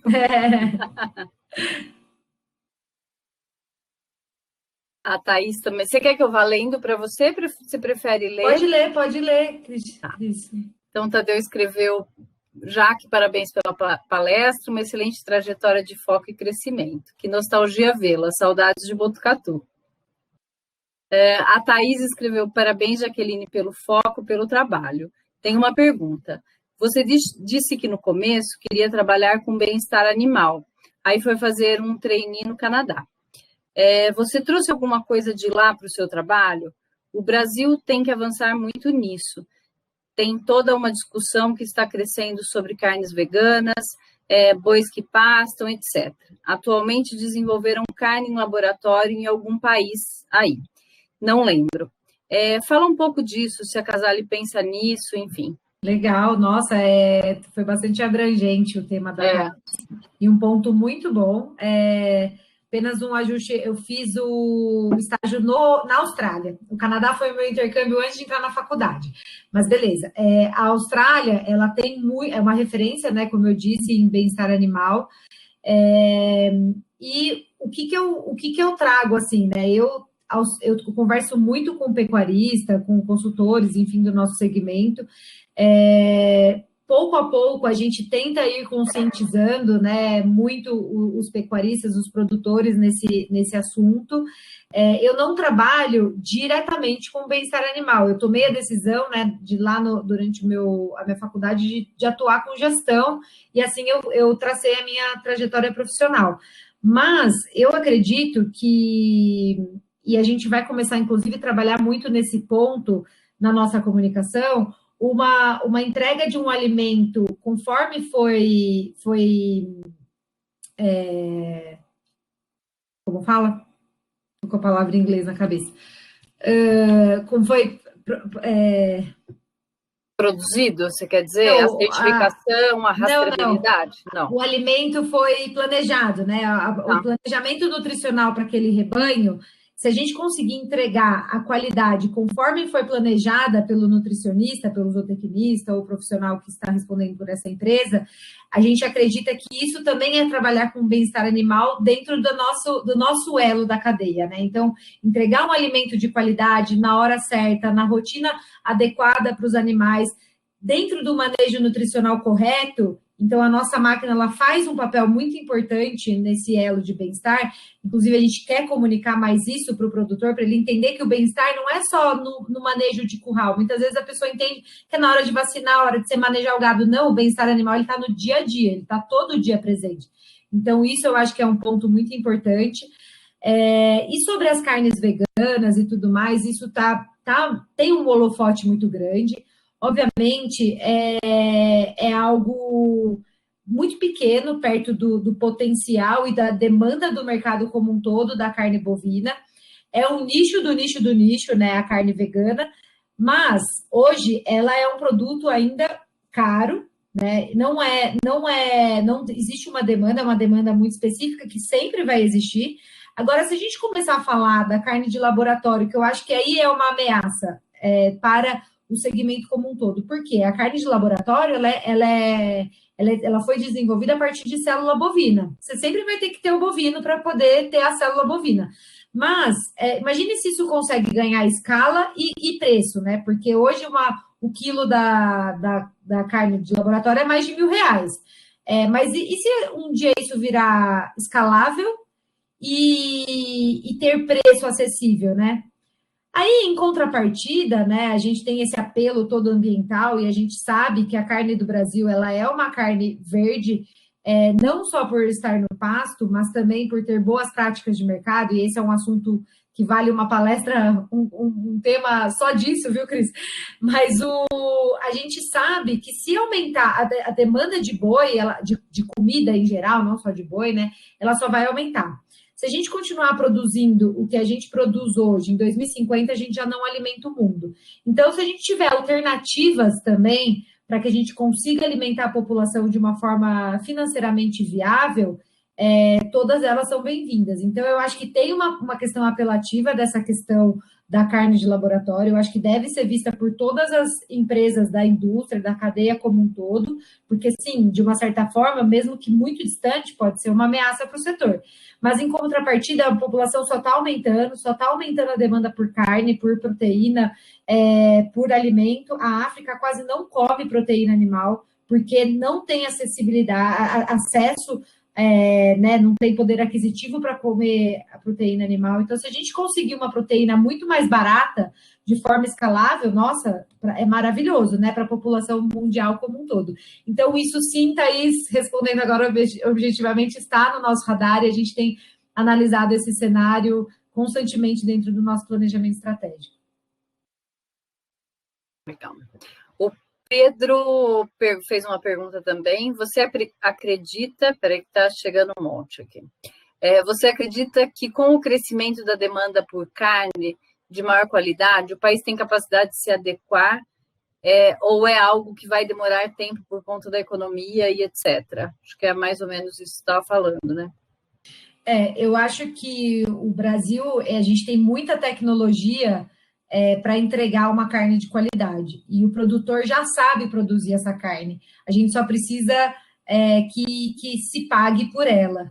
Né? Então, assim, a gente tem muito mercado fora do país que paga pela carne de qualidade, então muita carne boa acaba saindo do Brasil. Então, tem a ver com a economia, com o poder aquisitivo diretamente, né? Porque a tecnologia para produzir e o como produzir, a gente já sabe aqui. Sim. O Rodrigo poderia comentar sobre a concorrência no mercado que atua? Assim como em todos os outros mercados, Rodrigo, a concorrência ela existe, né? A Casale começou sozinha há muitos anos atrás, né? E naturalmente é um mercado promissor e a concorrência aumenta da mesma forma, né? Como em todos os segmentos. Então a Casale enxerga a concorrência com bons olhos, só assim faz com que a gente se estimule aí a estar constantemente crescendo e se desenvolvendo e melhorando, né? A concorrência ela é muito bom para a gente se desenvolver. Então a gente enxerga com bons olhos. E assim como a pecuária tem aumentado demais, né? E a melhoria da pecuária, então acaba tendo mercado para todo mundo. Tem né, mercado para todo mundo, exatamente. Para vocês terem noção, aproximadamente 15% apenas do gado abatido no Brasil é engordado em confinamento. Então, assim, é muito pouco ainda. Esse mercado ele está em franca expansão. O Matheus, Jaqueline, a Casale desenvolve equipamentos com base nas necessidades que o mercado traz até vocês. E a equipe de campo da própria empresa também passa, mas como sabemos, existem os produtores com necessidades específicas, cujos equipamentos exigem modificações para atendê-los de forma satisfatória. Como a Casale faz isso? Essa flexibilidade para atender ao mercado de necessidade específica de alguns produtores ou não? Entendi. Matheus, né? Matheus, isso. Matheus, a gente, na verdade, quando você começa a crescer, você tem que escolher muito o caminho que você quer seguir, né? A Casale, há muitos anos atrás, ela era, a gente fala tailor-made, né? Então, era feito de acordo com a demanda específica, a gente tinha tempo e tinha ociosidade na produção e dava tempo de errar, de aprender, de fazer mudanças específicas para um cliente. Hoje em dia, a Casale, ela produz muito mais volume, então a gente entende que é caminho inverso do crescimento, essa produção customizada, né? Então, a gente faz produtos padrões, em que, obviamente, a gente tem alguns acessórios, como se fosse um veículo, né? Que o cliente pode escolher, mas a padronização nos permite um crescimento mais assertivo, e quando você começa a chegar num determinado tamanho, é uma escolha que você tem que fazer, porque também a produtividade ela é contrária aí de um trabalho específico, né, de produto para uma pessoa específica. Aí você perde produtividade, você tem que cobrar muito caro nesse produto. Então, para a gente não justifica nesse momento. Mas a gente já foi assim, né? Importante destacar. A Gabriela, Jaqueline, parabéns pela apresentação, gostei muito. Gostaria de saber se você, como mulher, sofreu muito preconceito por assumir cargos importantes dentro de uma profissão considerada masculina. Tenho medo disso. Tenho uma prima que ama trabalhar com bovinos, porém agora ela vai partir para uma outra área por causa de preconceito que ela sofreu. Tá. Gabi, é muito legal a sua pergunta. Se você quiser depois entrar em contato comigo também no LinkedIn, nas outras vezes a gente pode conversar melhor. Mas eu nunca sofri preconceito. Eu acho que o preconceito, na verdade, a gente, é lógico que ele está na pessoa, ele está muito no setor, muito enraizado, mas isso tem se transformado, né? Acho que até a mídia tem feito um trabalho muito importante, tem outros grupos, eu mesmo faço parte, até esqueci de colocar na minha apresentação, foi uma falha grave. Eu faço parte do Grupo Mulheres do Brasil, eu sou voluntária no Grupo Mulheres do Brasil, sou uma das líderes aqui de São Carlos. E a gente trabalha muito essa presença da mulher, né? Tanto no ambiente de trabalho, no seu desenvolvimento, ou até mesmo no dia a dia, né? Sendo uma esposa, uma mãe de família, enfim. Porque a gente acha que tem espaço para todo mundo, a gente acredita nisso.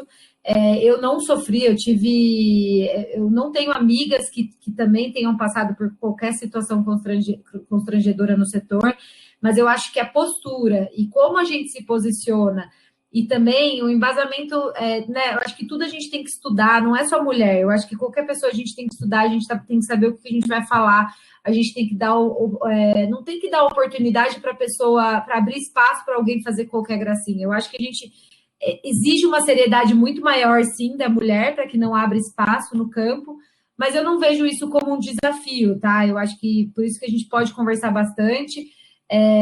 Mas assim, eu não acho que isso possa ser uma muleta, sabe, para o desenvolvimento da carreira no setor. Eu acho que a gente tem grandes oportunidades e o mercado está cada vez mais feminino.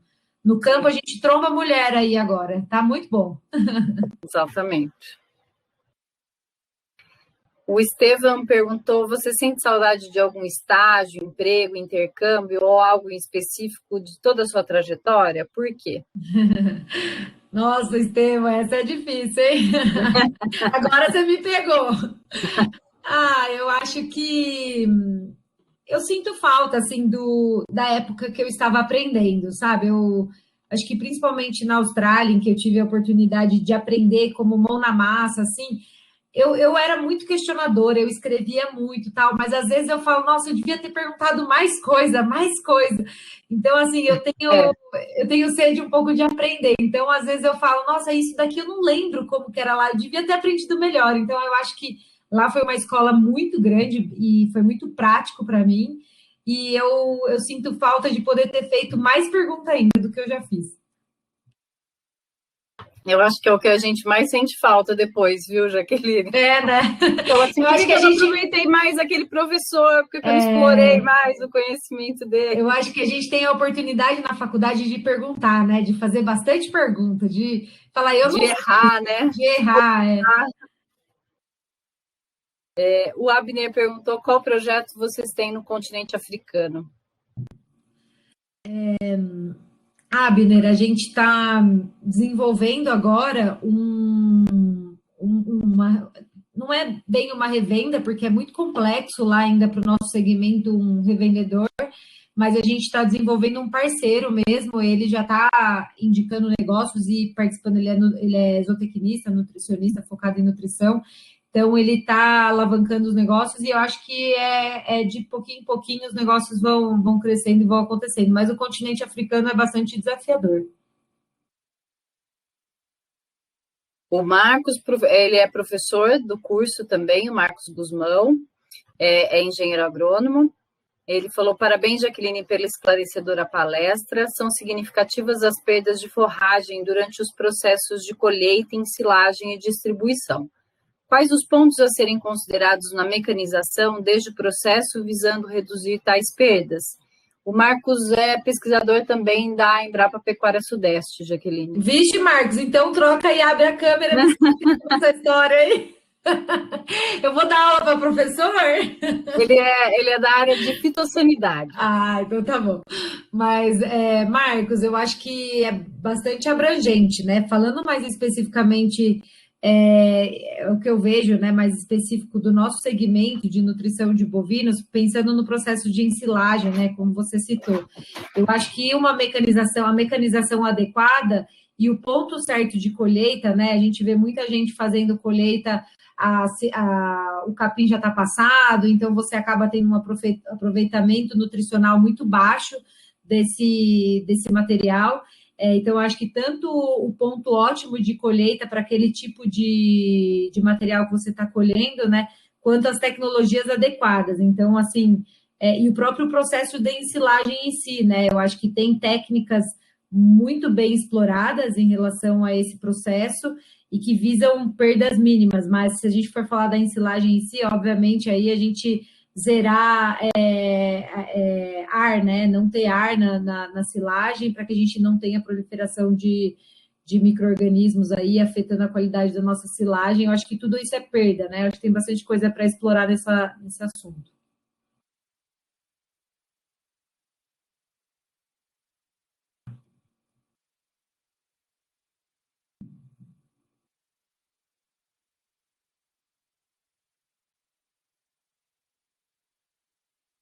Luiz está falando, Jaqueline, parabéns pela palestra. O preço da arroba está bem valorizado, porém o preço do... Eu não entendi. Acho que você está fechada aí, Cris, eu não te ouço. Liguei agora. Também não dá para entender. O Luiz é administrador do sítio universitário Que e legal. ele é um dos mantenedores da Unicep. Que bacana. Esse S também não sei o que é. Abaixo. Ele escreveu aqui outra, vamos ver o próximo. Complementando, o preço dos grãos e insumos também dispararam. Na sua opinião, quais são alternativas de eficiência em substituição ao milho e soja? Luiz, eu acho que cada região acaba tendo alternativa, tem que analisar as alternativas de cada região, né? Aqui, por exemplo, lá na Estância Integração, né, na nossa propriedade, recentemente, o meu pai fez a opção de substituir por polpa cítrica parte do componente, então, lógico que você tem que balancear essa dieta, entender nutricionalmente como que você vai fazer esse balanceamento, mas assim, eu acho que cada região acaba tendo subprodutos interessantes que você possa diminuir esse custo. Mas, de toda forma, o custo está bem alto. Obviamente, o custo da arroba, como você mesmo disse, está em patamares recordes, né? Nunca, jamais visto, jamais esperado. E também a reposição do gado está bastante alta, né? A gente não tem boi no mercado. Então, assim, é um ano desafiador e tem que ter muito planejamento, utilizar a tecnologia e fazer a conta na ponta do lápis, porque senão não fecha a conta, não. A Marilda, Jaqueline, parabéns pela sua linda história, sua garra e determinação. Muito orgulho da oportunidade de poder estar aprendendo muito com você no Mulheres do Brasil, Núcleo São Carlos. Muito sucesso a você. Marilda, querida, nossa líder também do Núcleo. Legal. O Douglas, qual foi sua maior dificuldade e como a superou durante sua trajetória?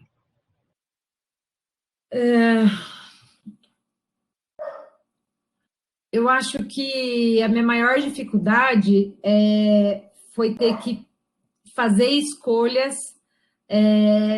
de deixar de estar num lugar que é muito bom, por exemplo. Eu tive 2 vezes muito forte essa decisão que eu tive que tomar, que foi quando eu estava na MBA Agro, que eu tive a opção de fazer um mestrado e eu acabei saindo, né? Eu finalizei o meu estágio e encerrei esse ciclo para assumir outro desafio e tomar essa decisão e depois abandonar essa opção de mestrado. Eu acho que foi muito difícil para mim e voltar para o mercado de trabalho e eu fiquei aí, foram acho que 2, não foi muito tempo, assim, acho que foi 2 meses prestando um processo seletivo, mas com um medo, assim, porque naquele momento eu já pagava minhas contas e eu não queria estar no mercado desempregada e eu tinha abandonado uma oportunidade e acho que isso para mim foi bastante difícil, mas eu superei acreditando que eu era capaz, assim, eu acho que se a gente se prepara muito bem, gente, a gente não precisa ter medo, eu acho que por isso que a faculdade ela é muito importante para a gente, é um momento que a gente tem a oportunidade maior da nossa vida de se desenvolver. Depois não adianta a gente achar que a gente vai estudar durante o mercado de trabalho, a hora que você está de fato empregado. O nosso tempo diminui muito, você não tem tanta oportunidade. Então, eu acho que é esse o momento de você criar uma bagagem e fazer as coisas acontecerem. Então, como eu me superei, eu acho que baseado na minha história, eu acreditava muito no que eu já tinha construído até ali. A Juliana, Jaqueline, parabéns pela apresentação. Gostei quando você fala sobre não perder o foco. Muito bom. Gostaria que você falasse um pouco mais sobre os testes de protótipo que a Casale faz. Quais são os profissionais que trabalham nessa área na Casale? Quem são os parceiros de vocês para os testes? Quanto tempo demora, etc. Ah, legal. Juliana, a gente, né, tem uma equipe de engenharia na Casale, que faz parte da área de desenvolvimento de produto. Então, basicamente, os nossos produtos nascem dali. A gente tem vários parceiros no mercado para desenvolvimento, desde instituições públicas quanto privadas também. Recentemente, a gente até divulgou no mercado um produto que a gente está desenvolvendo, né, um produto bastante inovador para a pecuária nordestina, que é a colhedora de palma.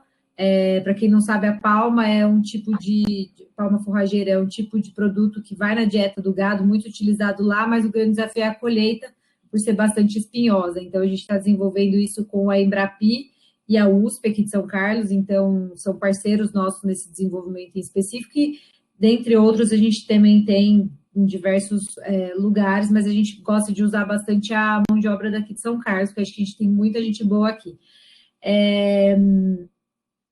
A gente tem também a área de aplicação de produto e com pessoas especialistas no agro e em nutrição. E quem são os parceiros nossos de teste? Testes, os primeiros testes a gente sempre faz na nossa propriedade, né? E os nossos maiores parceiros são os nossos clientes, a gente desenvolve sempre junto com eles.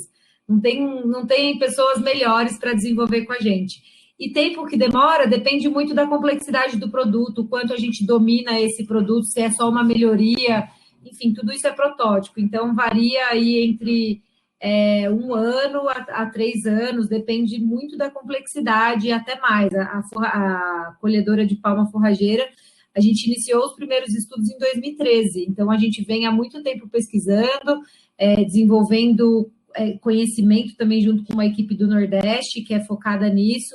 Então, são anos, é um produto inovador jamais visto. Então, assim, isso demora muito mais, né? Então, depende da complexidade. Verdade. O Pedro, vocês pensam em produzir maquinário para ensacar silagem ou produzir material para ser ensacado? Não, Pedro, por enquanto não. O outro Pedro, agora o Pedro Bonfim, parabéns pela palestra e brilhante carreira. Os valores são com certeza um dos pilares de sucesso profissional e das instituições. Nas categorias dos equipamentos, né, você citou 3 tipos, o tracionado, caminhão e estacionário. Estando no conceito da empresa a inovação, seria possível automatizar 100% robótica na distribuição de ração confinamentos? A empresa tem projetos nessa linha? Pedro, existem já produtos, tá, automatizados na Europa, né? Em pequenas propriedades é bastante visto, onde a mão de obra é bastante escassa e que o próprio produtor faz tudo, né, dentro da propriedade dele. Então, há essa necessidade de uma automatização de todos os seus processos. Então, lá já existe, tá? Nós não temos esse objetivo no momento, porque a gente acha que no Brasil o caminho é outro, por enquanto. Então, a gente tem focado no que a gente precisa hoje, ao invés de... A gente tem alguns projetos mais visionários, mas não focando em 100% robótica, porque o produto precisa se pagar. E a gente ainda tem um produto hoje considerado com alto valor agregado para o mercado. Então, acho que são algumas lacunas aí que tem para preencher no Brasil como um todo para a gente chegar nesse momento. E a Tatiana, sobre a equipe de testes, algum como que é, Tatiana? Alguma estadia? Ou estagiário podia fazer parte ou ver o andamento desse processo? Então, justo esse processo, né, de teste de protótipo, ele é bastante confidencial. Normalmente é só o time de desenvolvimento que acompanha esses primeiros testes, e quando vai para algum cliente, por exemplo, a gente assina um acordo de confidencialidade, tem toda uma documentação. Então, esse processo em si, se não for estagiário da Casale, acaba sendo bastante difícil de fazer parte. Infelizmente, Tatiana. Era estudante, o corretor mudou aí, Tá. né, Tatiana? Tudo bem. O Guilherme, eu trabalho no pós-venda da Piscin e realizei a entrega de um implemento na fazenda da Casale. Que legal, Guilherme, que bacana. Pessoal, mais perguntas? Foram tantas perguntas, né, Jaqueline? Pessoal, fico muito feliz. Que bom. Espero ter contribuído aí, pessoal. E muito bom que foi uma mescla, né? Se interessaram pelas duas partes da palestra. Sim, é verdade. Espero que não tenha sido cansativo. Eu vou colocar meu e-mail no chat aqui, pode ser? Isso, por favor. Mas é bem fácil, gente. jaqueline@casale.com.br e vocês podem me achar no LinkedIn também, tá? Eu vou pôr aqui o contato do LinkedIn.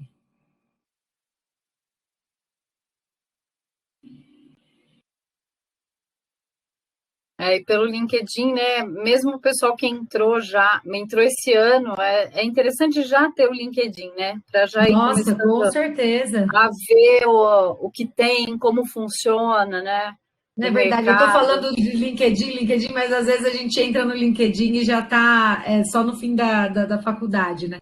Mas eu acho que você tem razão, Cris, é um bom ponto. Eu acho que é muito importante, porque tem muita coisa legal de empresa. O LinkedIn é uma ferramenta muito bacana para a gente ver conteúdo de empresas, organizações, o que está sendo falado sobre gestão, o que está sendo falado sobre diversos temas. Então, tem vários grupos também, então eu acho super legal.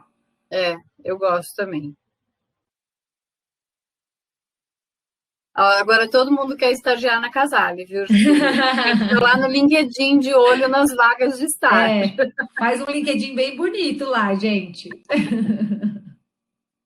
A Tatiana perguntou se tem alguma dica para quem queria fazer um intercâmbio na área da agricultura.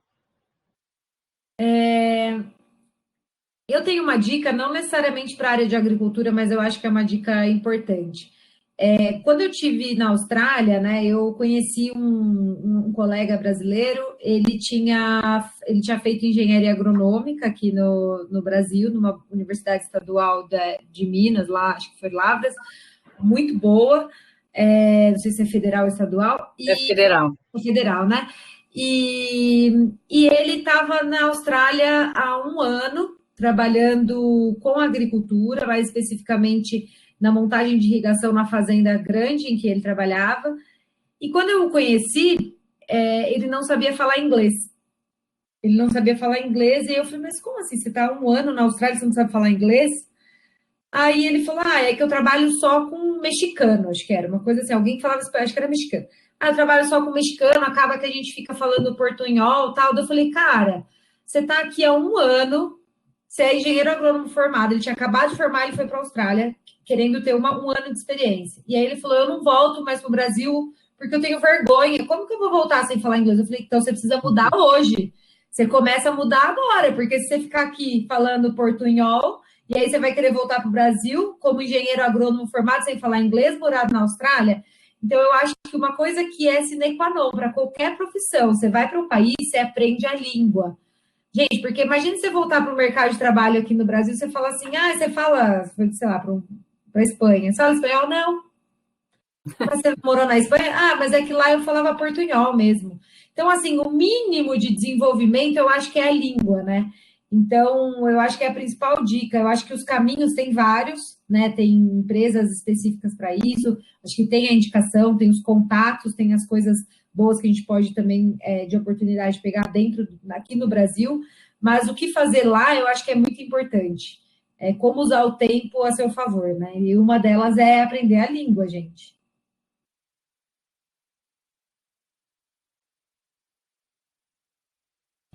A Ana falou que já entrou lá no Instagram da Casale. Estava dando uma fuçada e tem um conteúdo bem enriquecedor. Que bom, Ana. Aproveite. E a Gabriela já entrou lá no LinkedIn, viu? Que bom, a gente vai falando. Vou conversar um pouco mais sobre as mulheres do agro. É isso aí. E aproveito para fazer um convite, hein? Aqui em São Carlos, a gente tem o Grupo Mulheres do Brasil, qualquer mulher pode participar, não tem restrição de idade, para a gente fazer a gente faz um trabalho muito bonito, e tem o Comitê de Agronegócio dentro do núcleo aqui de São Carlos. Então, quem tiver interesse, muito bem-vinda. E aí, os encontros são divulgados, Jaqueline, como que funciona? A gente divulga tanto, a gente tem um Instagram, o Instagram é bem recente que a gente fez, chama Grupo Mulheres do Brasil São Carlos. A gente divulga nesse Instagram, e o nosso grupo Mulheres do Brasil, ele tem uma plataforma fechada, né, que chama Workplace, é uma plataforma do Facebook. Todo mundo que se cadastra no site mulheresdobrasil.org.br, grupo mulheresdobrasil.org.br, desculpa, você cadastra lá e você tem acesso a essa plataforma. E lá na plataforma tem muito conteúdo do Brasil e do mundo. Então, a gente é mais de 85 mil mulheres, né, no Brasil e no mundo. Então, é muita gente gerando muito conteúdo interessante. Então, é só se cadastrar e se unir lá com a gente, que tem muita coisa legal. Legal. Luiz, agora você conseguiu ouvir?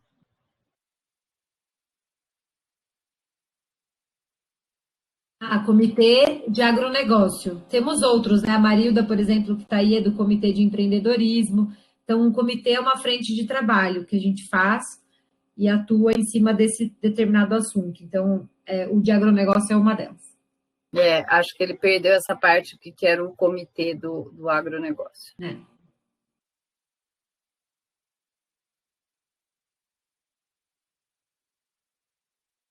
Legal. Pessoal, mais alguma pergunta? A gente já abusou bastante da Jaqueline aqui. Imagina. Bom, qualquer coisa, podem entrar em contato comigo, né, no meu e-mail, né, que eu deixei aqui, jaqueline@casale.com.br, também no meu LinkedIn, Jaqueline Casale Pisolato. Fiquem à vontade para me acionar, eu vou ter o maior prazer em conversar com vocês. Nós também, viu, Jaqueline, no curso, estamos à disposição para... Se vocês quiserem fazer alguma divulgação de estágio, que precisar, estamos à disposição.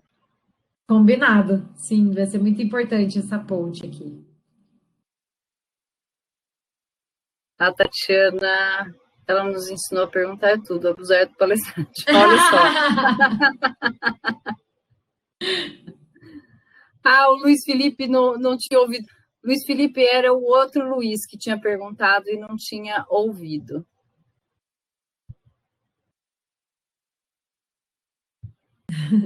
Tudo bem.